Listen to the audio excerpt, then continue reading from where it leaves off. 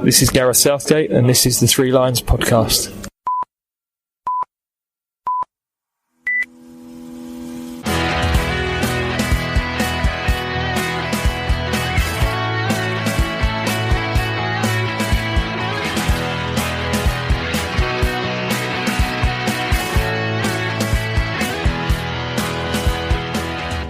Hello and welcome to the Three Lions podcast. My name is Russell Osborne and this is an independent England football supporters podcast.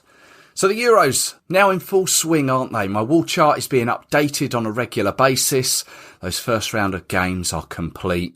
Some decent football on show too, and I'm sure plenty more to come. It's going to get really exciting come those last games of the group stage and then into the knockout stages. That's what we want, knockout football. Coming up on this episode, we'll chat with Dom Smith from englandfootball.org. He'll be looking back on the Scotland game, and we'll look towards the Czech Republic match, the final one in Group D, with Thomas Daniek from the @CzechFooty Twitter account. Now, first of all, apologies for those who may have been thinking, oh God, it's him again, media whore. A couple of years back, I was invited to do a piece on the Sports Personality of the Year. This is me trying to justify it. Invited to do a piece on the Sports Personality of the Year. And I think somehow I've been a point of contact for the BBC. They've got my details. Don't get me wrong. I don't mind it at all.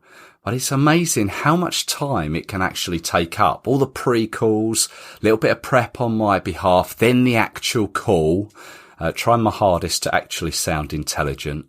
BBC West Midlands, Berkshire, Hertfordshire, BBC London, 5 Live, and BBC Breakfast. Never thought I'd be saying that, but thoroughly enjoyed it. I'm not gonna deny it. It does make a change from those 5 a.m. calls I had from TalkSport during the 2018 World Cup. Love Sport Radio 2. Whatever happened to them? But I must admit, when I took over this podcast, I wasn't really anticipating being a point of contact for the likes of BBC and various other media outlets. What was it that Andy Warhol said? Everyone will have their 15 minutes of fame. I think I may be just peaking there. I may even stolen 16 minutes. Anyway, as I say, some decent football on show. Ronaldo breaking records for Portugal, that Czech goal against Scotland. For some other moments or highlights I'd just like to mention, and I think there is no better place to start than with Denmark's Christian Eriksen. Good to see he's recovering in a Danish hospital. He's posting on social media that he's feeling much better. I hope I think we can all say together we wish him all the very best. But I think also huge praise should go to the Danish medical staff. There was also the Danish captain as well. But the Danish medical staff who saved his life, basically, they should be really highly thought of too. It's not just a team of 11 men on a football pitch. It is everything that goes with it, that goes with the international team on international duty. So well done to those guys. There was Ronaldo and those Coke bottles in was it pre-match or post-match? There was 2 Coca-Cola bottles, of course, sponsors for the tournament. He was just sitting down ready to talk to the media, and he glanced down at these 2 Coke bottles, pushed them to one side, and then told us to drink water. Agua. Linesmen with late flags. Oh, this is driving me around the bend. There was the France game, Mbappe against Germany, I think it was. They scored. It was clearly offside, but the linesman let the play flow till the ball was in the back of the net. We're thinking, wow, it's a goal. No. Hungary as well. They scored against Portugal whilst it was 0-0. Again, this one was offside, but is that ruling is just to leave the passage of play to come to its natural conclusion. And in this case, it was put the ball in the back of the net and then the linesman raises his flag. So frustrating. I don't think I should really call them linesmen anymore, should I? I'm probably stuck in the early 2000s by calling them that. Assistant referee. But staying with Hungary, how good did it look seeing an almost full stadium there in Budapest? Great stuff there. I don't want to go and start getting carried away with myself, But we play there in September in some World Cup qualifiers. Maybe. How about that stadium in Seville? Looked awful. When they moved the Spanish stadium from Bilbao to Seville, I naturally assumed it would be to either the Real Betis ground or Sevilla's ground. Not some athletic stadium. That and the ground in Baku stands there so far from the pitch. I'd be fuming if I got a ticket for one of those and I was sitting right at the back. One thing I mentioned on Twitter, which seemed to resonate with many, whilst it is understandable, both BBC and ITV studios, usually they're location-based, but now as obviously the tournament is pan-European and all the restrictions going on around Europe, all the studios, they're just computerised backdrops. I can't deny it does look good, technology and all that, but it's not the same, is it? And I'm kind of thinking back to the World Cup in 2006. I remember being by the Brandenburg Gate and you could just look up and you could see the BBC studio right there. I think there's plenty of other studios in that vicinity as well. But it's just being in location just gives it that little extra edge. And I think the TV footage is just slightly missing that for me. I think that's enough mentions for the BBC as well. Anyone I think are being paid by them. Not so much of a highlight, more of a low light has been the issue for England fans with tickets for the Scotland game. Plenty of England fans all poised, ready for another ticket drop, only to be disappointed as there appears to have been some sort of miscommunication, be it between the supporters club or UEFA. I think it's fair to say the ticketing for this tournament really hasn't gone to plan.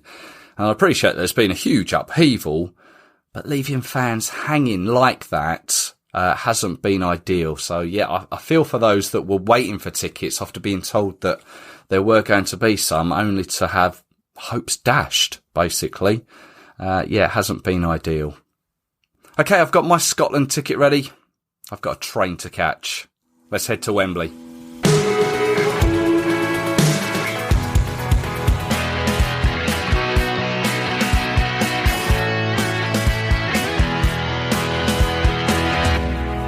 Oh my days. What an absolute Scottish morning. It's absolutely chucking it down. Welcome to UEFA Euro 2020 at Wembley Stadium. Please have the NHS app open on your phone, displaying your vaccination status or negative lateral flow test confirmation, ready to show at the stadium entrances.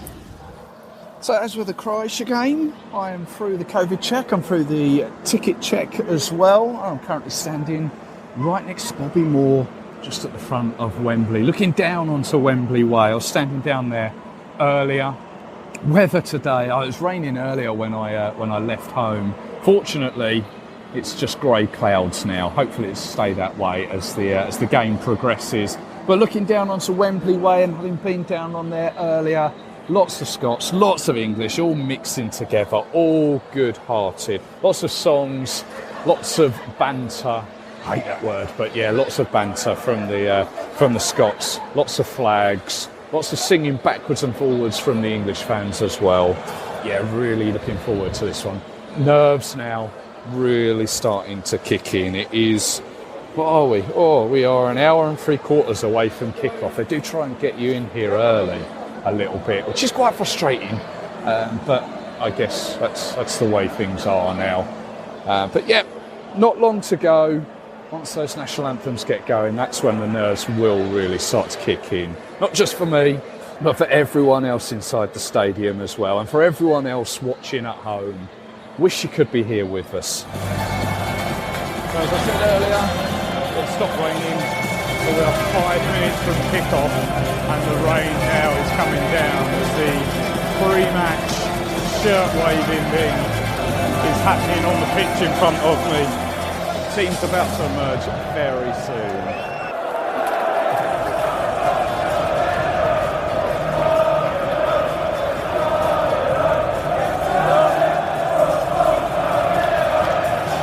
England then, lower tier, bouncing around. It's going to be such a big atmosphere, even with just 22,500 people inside it. Don't boo the national anthems is what they said. Have a listen to this.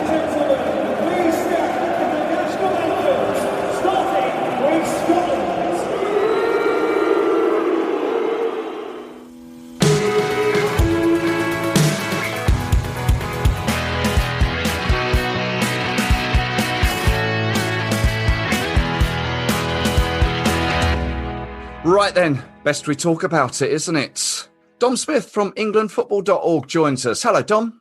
Hi, Russell. How you doing? Yeah, I'm all good. Well, go on. Tell me which one. Frustration, anger, disappointment, anticlimactic. Any others? Which one resonates with you? Yeah, a mixture of them. I don't feel angry, to be honest. I think that's it's better that people care about England than that they just sort of watch a draw with neighbours Scotland and move on to the next thing. It's good that people care about things. That's important. I was upset last night when watching that, but I'm not angry because I think you've got to see the bigger picture. The bigger picture, first of all, we will come on to the game. I'm aware of that. The bigger picture, of course, is that we've got 4 points now. We're pretty much through. 4 points is enough to see you through in the current format of the Euros, which I think we all know is a mental, ridiculous format, but there we are. But yeah, on the night, it's hard to say Scotland wanted it more because England would have wanted to win that game, clearly. But Scotland certainly looked like they were on it more. They looked like they'd done their homework on England more than England had done their homework on Scotland. I think that's fair to say. The pressing from Scotland was very cohesive, especially down the wings. In midfield, obviously, they had three in midfield because they were playing 3-5-2 and England only had two in midfield and Mount, who plays very far up, really. So they outdid us in every area of the pitch. And the midfield in particular is where that game was never going to be won by England. To be honest, I've heard a lot of criticism for Southgate taking Foden off last night and for him taking Kane off and for him replacing Kane with Rashford and not Dominic Calvert-Lewin. I think it was one of those games where it doesn't matter who was on the pitch. England were never going to get the 3 points in that game because they played within themselves. They didn't take risks and Scotland did. And I think that's where the game was, I say won and lost. It wasn't won and lost, but... Yeah, that's why England weren't able to get over the line with 3 points. Yeah, I mean, there's a saying, isn't there, that you should never change a winning team. We did. James and Shaw came in for Walker and Trippier. Was that necessary, do you think? I don't necessarily subscribe to you should never change a winning team because I do think that's a bit of a phrase from the dark ages where you don't have the knowledge and the sports science and the analysts that you do now. I mean, these days we have these teams have incredible finances and incredible knowledge from analysts and from statisticians and things like that they can work out how best to beat teams in a very kind of scientific way. And part of that is who to field on the day. So I don't agree that you should just, keep together a winning formula. I think that's a phrase from an era when we didn't have sports science and we didn't have the tactical nous and awareness and statistics that we do now. I'm sure Gareth Southgate partly picked the team last night, but partly it would have been down to what his analysts were looking at and which players were going to cause Scotland the most problems and do best to stop Scotland causing us problems. So I have no problems with the team. It was pretty much the same, barring slightly more attacking fullbacks. And I think the only reason why Trippier was played in particular the other night against Croatia was that Croatia are very threatening down the wing, more so than perhaps than Scotland, although last night's game or we're speaking the day after the game, it wasn't like that. Actually, Scotland were very impressive and they were impressive on the wings. I don't read too much into England swapping the fullbacks, really.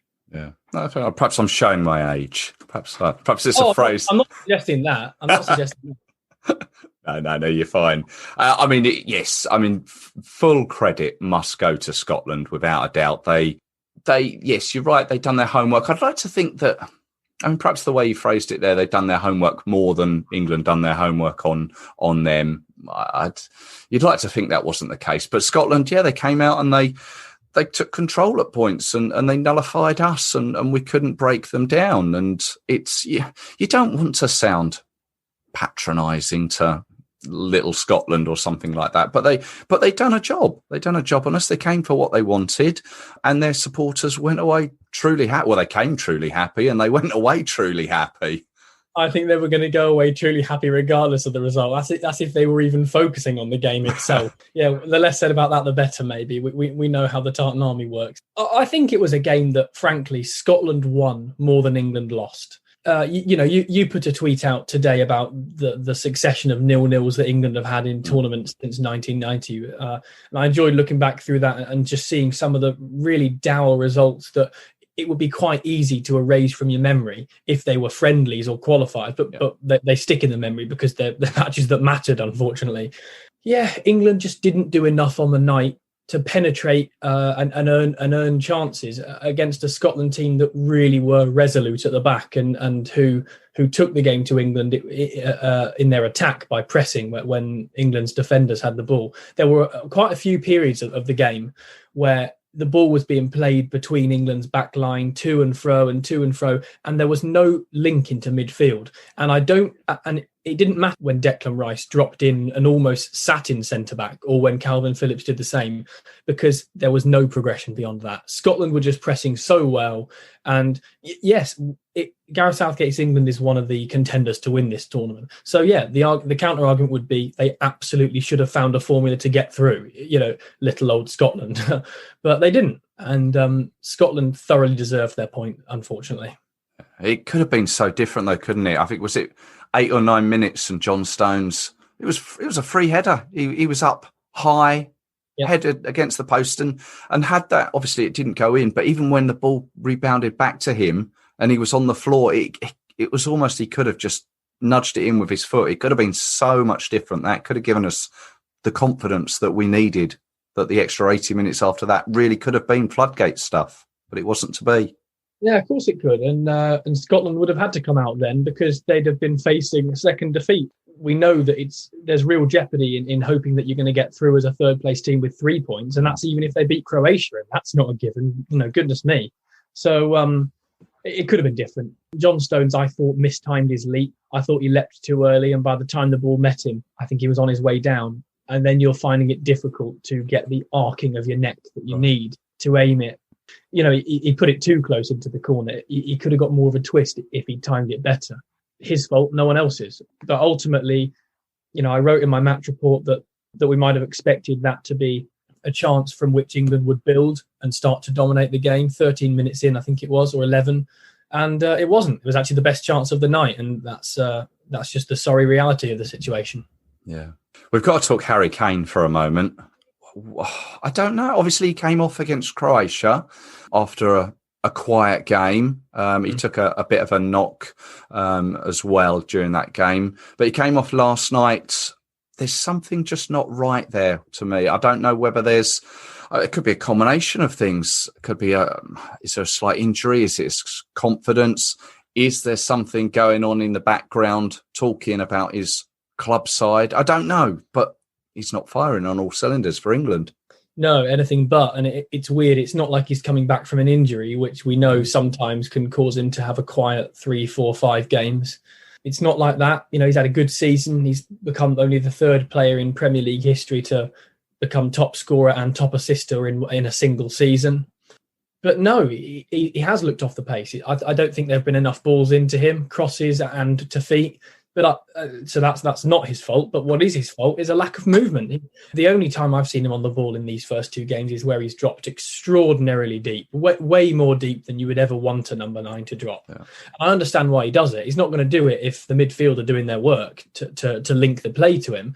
But even so, he's coming way too deep, and then we just have no one in the box in case the ball does make its way to a fullback and they look up and they go, oh well, there's no one to put it into. Which is a problem, especially in the latter stages of a tournament, which England will hope to get to. With Kane, I'd be very surprised if it's distraction. If he's distracted by transfer gossip or whatnot, that would really surprise me. He seems to me to be someone who can block out distractions and, frankly, who doesn't think about them very much. He seems to be very level-headed, committed to the cause, and he's very patriotic, and he wants to do well for England. So, he'll want nothing more than to first of all to put it right against the Czech Republic, but it's got to be said, he's got to be started in the game first. And looking at these performances, it's not inconceivable that Dominic Calvert-Lewin might come in. Now, I'm not suggesting that if Calvert-Lewin did start, then if England got through and played a round of 16 match, then that Calvert-Lewin would start in that too. I don't think that would happen. But yeah, it's not inconceivable that there might be rotation in the next game, which England were banking on being a dead rubber, and it's going to be anything but now. No, it's very interesting, that one. England fans were clearly making themselves heard. The clamour was for Jack Grealish to come on, obviously after what we've seen through the Premier League season, and when he came on in recent England games. He came on, but he just couldn't make the difference, could he?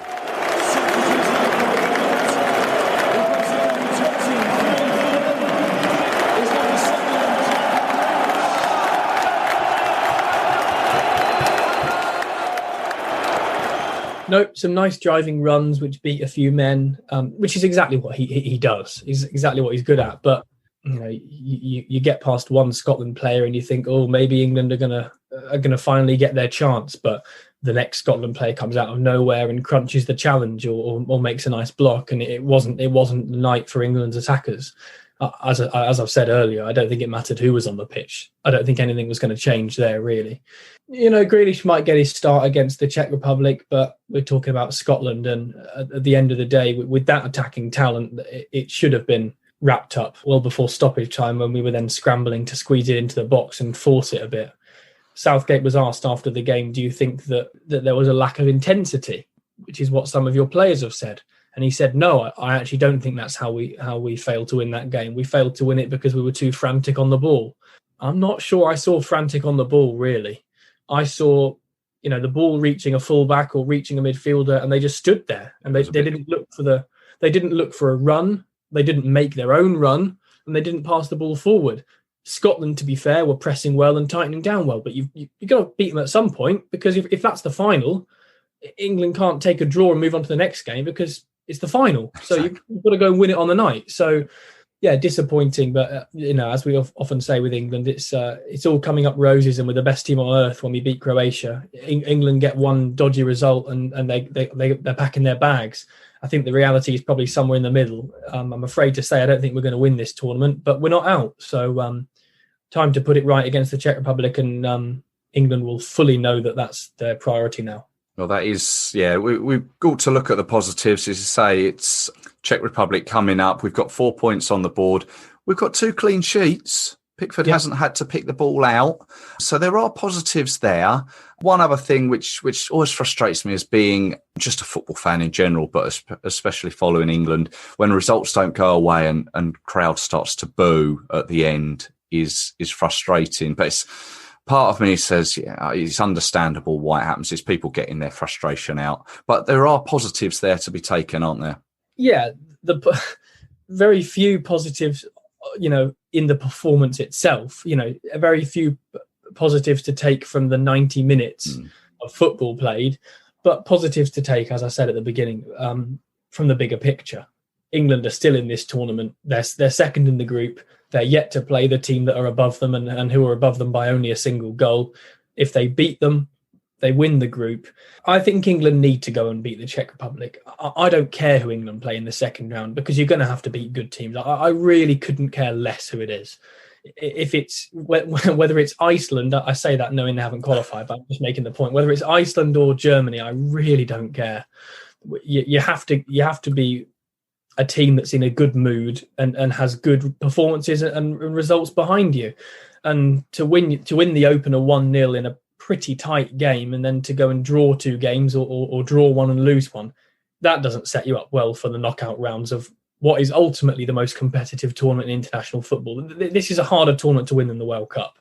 So England need to go and beat the Czech Republic. I'm not 100% confident that they will. And I have absolutely no idea what team Southgate will pick. I think he'll change quite a bit of it and keep quite a bit of it the same. I think we might see a bit of a hybrid team, really. This is the point now where England are really going to need to move on from what they'll hope is just a blip. They'll want to move on, ride the storm, and hopefully kickstart their tournament by scoring a few goals and getting a few wins, because 1 goal for and no goals against is decent for the first 2 games of a tournament, but it's nothing more than decent. I'm sure you probably already know this stat, but in 115 matches between the two, England and Scotland, that was only the 4th 0-0 draw. Yes, and the first at Wembley. England put out their youngest ever tournament team last night. They've never ever played a younger team than that in a major tournament game.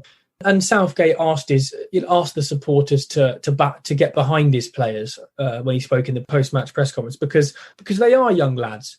But to be fair, he's not playing them because they're young. He's playing them despite the fact that they're young and because they're the best in the country. So they invite the criticism if they don't perform because there's no one else better to play in front of them. There's no brilliant generation of 29-year-olds sat at home who wish they were at the Euros instead. They don't exist. No. These are the best footballers in this country. They were expected to beat the best footballers that Scotland have. They didn't, but they can do it against the Czech Republic. Yeah, we move on. Well done. Just quickly, we're speaking shortly after Germany have beaten Portugal 4-2. Anyone taken your fancy so far in the tournament? I've been impressed by Holland, but they've played relatively easy opponents, and I think England would have made light work of them as well. Touch wood. Germany won't win it. They don't have the. I don't think they have the longevity, really. France are one of those iffy teams that will come good when it matters, despite drawing with Hungary today. And Portugal look good. I see it being Portugal or France, and Belgium are well in there as well. They're an exceptional team. Most teams that have Lukaku and De Bruyne and all that they can bring. Lukaku's hold-up play is unbelievable. So it wouldn't matter who you've got. If you've got Lukaku and De Bruyne, you get yourself into a fair chance of winning anything. So I think those are the 3: France, Belgium, Portugal, and I'll chuck in England because of the podcast I'm featuring on. We'll get to that. We'll get to a podcast very soon. But I was going to throw in Italy into the mix. I've been quite impressed with them. Yes, I forgot about Italy. They've been really good. I don't think before this Euros they'd ever scored more than twice in a Euros, and now they've done it twice in succession and not come close to conceding a goal. Nothing like. So they've been exceptional as well, and their midfield looks really strong. Yeah. Knockout stages is where it counts, though, so it's still all to play for. Yeah, so englandfootball.org, as we all know, your writing skills on there and the great reports that you do for us. England Unmasked. Go on. Well, I decided to do a podcast just during the European Championships covering England. We've all had a pretty tough time of it during the COVID, and I needed something to keep me occupied more than anything else. So I've partnered up with my friend Luke Edwards, who's a freelancer at the BBC. Yeah, we're doing podcasts after every England game and speaking to journalist guests. We've spoken to Matthew Nash of the Metro, John Murray, who I know you've had on from the BBC. Yeah. Episode looking back at Scotland is with Henry Winter of the Times, which will be out later today. So it's going well so far. And it's a nice sort of different medium to get my reporting done. But the website's going well as well. Good stuff. And we can find it on all the usual platforms, is it? Yeah, sorry. All the usual podcast platforms, and Spotify seems to be the most popular. So it's just England Unmasked. Good stuff. Well, I wish you all the very best with it. And I can tell you from doing however many of Three Lions podcasts, the general saying, I think, in the podcast industry is if you're starting up a podcast, if you can get past 7 or 8 episodes, then you're hooked into doing it. Well, there's an incentive for England to make the final. We'll have to see if they can do their side of the bargain. I'm committed to doing mine. But good there stuff. We are. Nice one, Dom. Thank you very much for your time as always. Yeah, good luck with everything, and hopefully we can speak later on in the tournament. Should England get a little bit further, he says, keeping his fingers crossed and finding any lucky rabbit foot and 4-leaf clover he can find. Yeah, I'll cross my fingers and toes as well. Thanks very much for having me on. Cheers.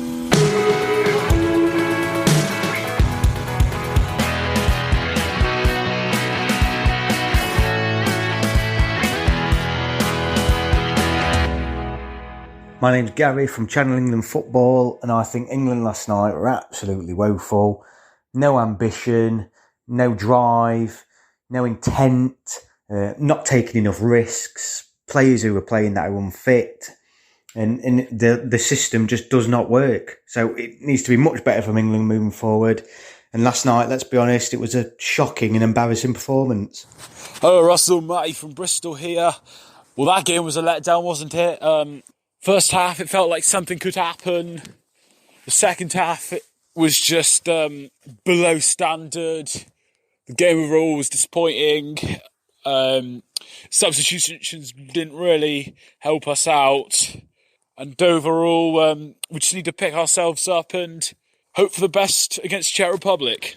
Hey Russell, it's Sam here from It's Coming Home TV. Just leaving my review of the game. It wasn't the best, let's be honest. It was against the old enemy. We should be beating teams like that, but I guess it was just typical England, really.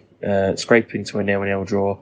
But we can't get too disheartened. We've got to go again on Tuesday. An opportunity to get a win the group, and see who we get in the last 16. Hi, it's John Bleasdale from Scottish Football Forums podcast and famous Tartan Army magazine. And I must say I was highly impressed with the performance from Scotland. I feared going into the game that England were going to have too much quality. But what we showed last night was we showed a real team spirit. There was even an argument that we could have deserved to win the game with some of the chances that we had. Although ultimately, my personal opinion, I think a draw was a fair result. We played as a team, and I don't think England did.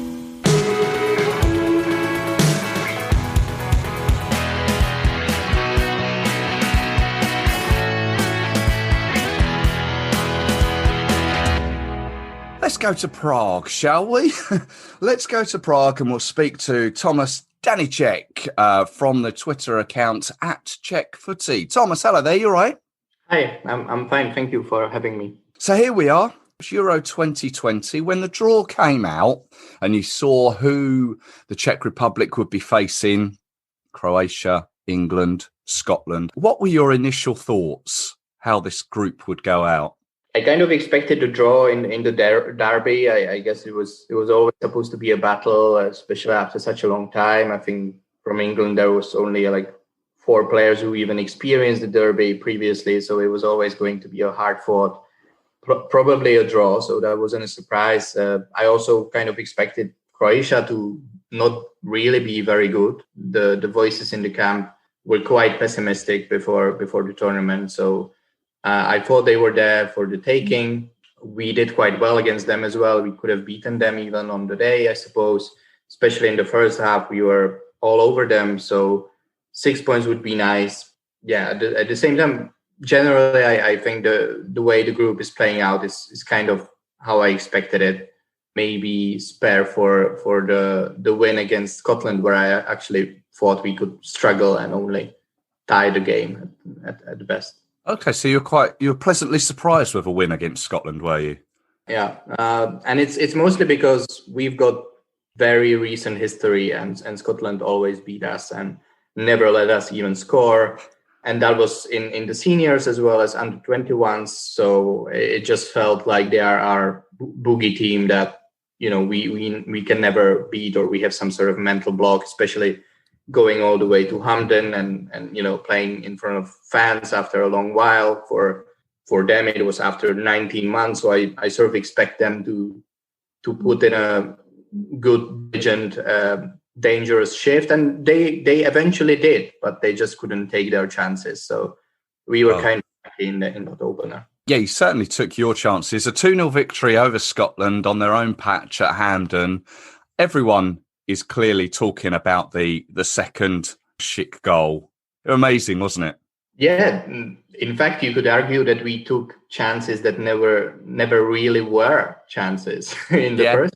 Because even the first goal, actually, that was a very difficult header. It didn't look like anything, you needed to adjust your body and your head or forehead pretty amazingly to even get it on target the way he did. So both of those goals were difficult in their own way, and Schick did obviously brilliantly to score them and bang them in. So it was genuinely just his sort of magic and Vatslik's magic in the goal as well that did it for us, because otherwise in between, in midfield especially, we were overrun, sloppy with our passing, and just not good all around. What's the feeling in the Czech Republic at the moment with people? What's the feeling over there? What are they talking about? Are they looking ahead towards the England game positive, or are they looking to top the group and go into that knockout fixture with with the winners of the group of death, as people are calling it. What's the feeling over there? Well, first of all, it's fairly unusual for us to basically be guaranteed a progression with one game to spare. I think it's only ever happened in 2004 when we went on to have that good run to semifinals. Usually we at least leave it for the third game to, now it's kind of unusual. Obviously, it's not 100% that we are going through, but it's kind of at least 99%. It's fairly unusual. And also unusual is the fact, as you mentioned, that winning the group may not necessarily be an advantage. At the same time, people in the Czech Republic, they overthink it. In my view, they overthink it too much, because even if we finish second, we go up against the runners-up from the Spain group, and make no mistake, Spain can still finish second as well. Sweden on 4 points, and they are pretty good. So if we go up against Spain, or if we go from third place in our group and we meet Netherlands, there's just no easy opponent. And I know it's a cliche. Even for us, probably it would actually be advisable to even go against one of those stronger teams, because we won't be fancied. We know that we thrive against adversity or upon adversity.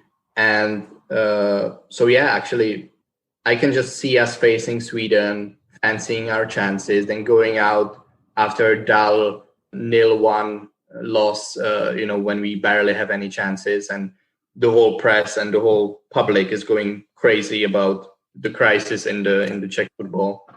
I don't want to see that. I would rather that we knock out a favorite. Yeah. Well, it's what they say, isn't it? In all big tournaments, if you're going to progress, you need to beat the big teams. You need to face the better teams and test yourself, don't you? Yeah, exactly. I guess the reasoning here is that, especially with the tournament format, there's always a way how to progress when even further than quarterfinals, in fact, without facing like a top class opponent. But at the same time, and like people mentioned England as well, you know it well from the World Cup, where I'm not saying you only got to the semifinal because of the draw, but definitely the draw seemed favorable at the time. So there's definitely cases like that, but at the same time, if you want to progress all the way, then you need to beat anyone. But yeah, the Czech people would probably argue, look, the maximum for us is 1 or 2 knockout games anyway. We can probably do only as good as Wales 5 years ago, let's say. Yeah. At that point, you would expect or hope for a more suitable opponent than Portugal or Germany in the first knockout game. But yeah, I think we are the sort of team that can beat anyone on their own day and lose to anyone on their off day. So I don't really care, or I can't bring myself to care, because I can imagine any outcome with any game. You're just enjoying it as it goes along, which exactly is probably the best way to do it. Well, let's move on to the big game coming up. It's going to be at Wembley, 21st of June. England against the Czech Republic. Over the years, it appears that we've played each other 17 times. England have won 10. There's been 4 draws and 3 defeats, or 3 victories for the Czech Republic. And I might add that the last time we met, which was the last time we spoke, was back in 2019 when we lost to you 2-1 in Prague in it was a European Championships qualifier, wasn't it, for this tournament? And a certain Schick played in that game. What as well I've also noticed, we have never met together in a tournament finals game, which is quite interesting. So what are your thoughts going into the England game? Yeah, it's going to be interesting. I feel like Southgate is kind of searching for the best setup, especially attacking setup, how to break down opponents. So he might tinker a bit. At the same time, the substitutions from the last Scotland game don't really suggest that he's very unhappy, because he kind of stuck with those players for quite a long time.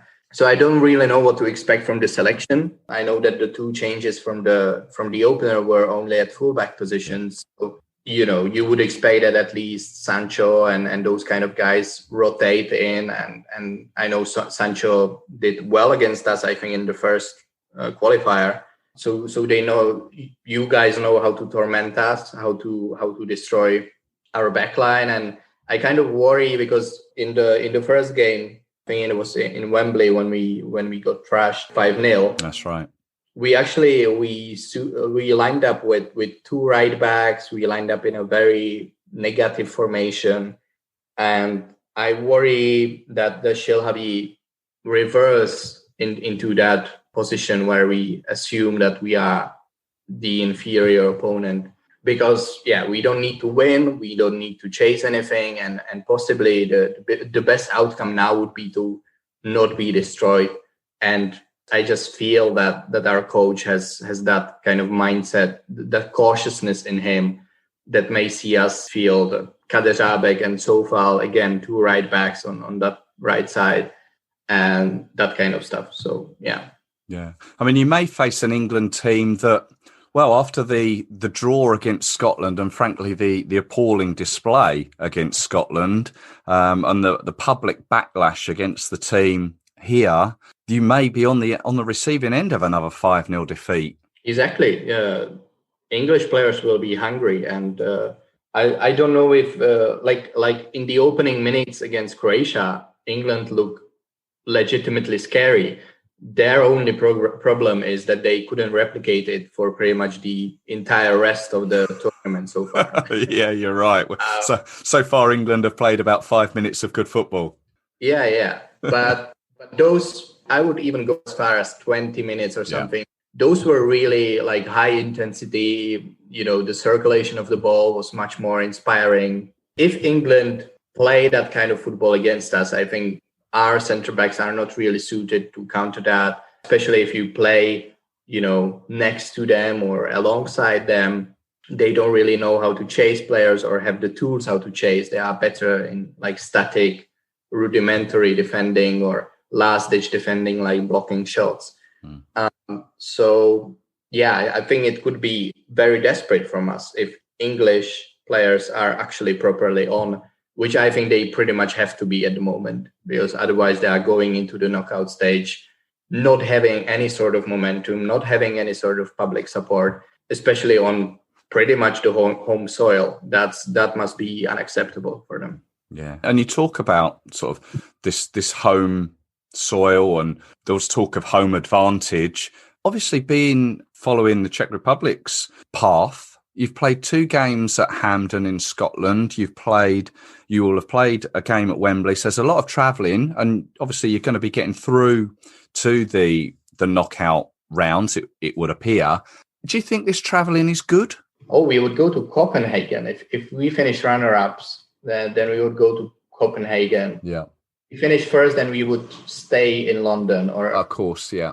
We always return home because we have our training base back in Prague, which is kind of awkward because actually the players they have a very strict COVID rules, obviously, to follow. They can't meet their wives, children, whatever, even though they actually stay in the same city with them. So it's kind of an awkward situation. And before the tournament, I think only Croatia and one other team were supposed to travel more than the Czechs. So it may definitely factor in as well. And some of these players are not very used to traveling, but most of them, they've played the European, or as we say, English week, where you play Thursday and weekend anyway.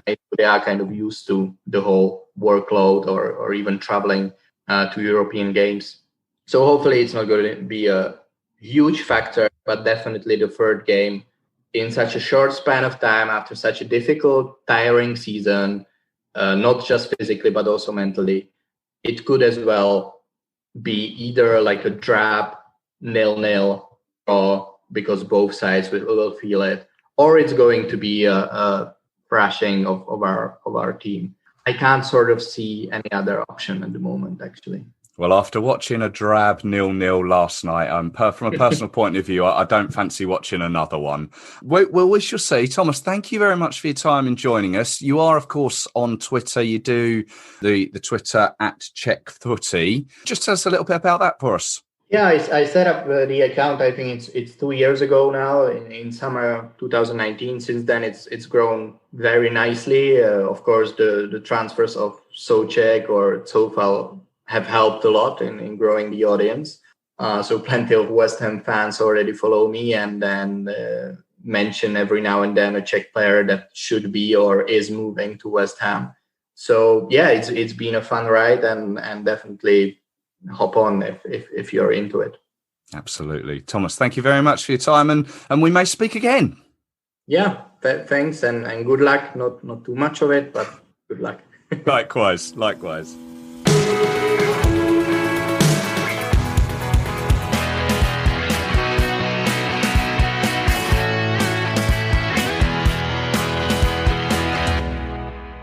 Well, that rounds up this episode of the Three Lions podcast. My thanks, as always, go to Thomas Danicek from the Twitter account at Czech Footy, and also to Dom Smith from englandfootball.org.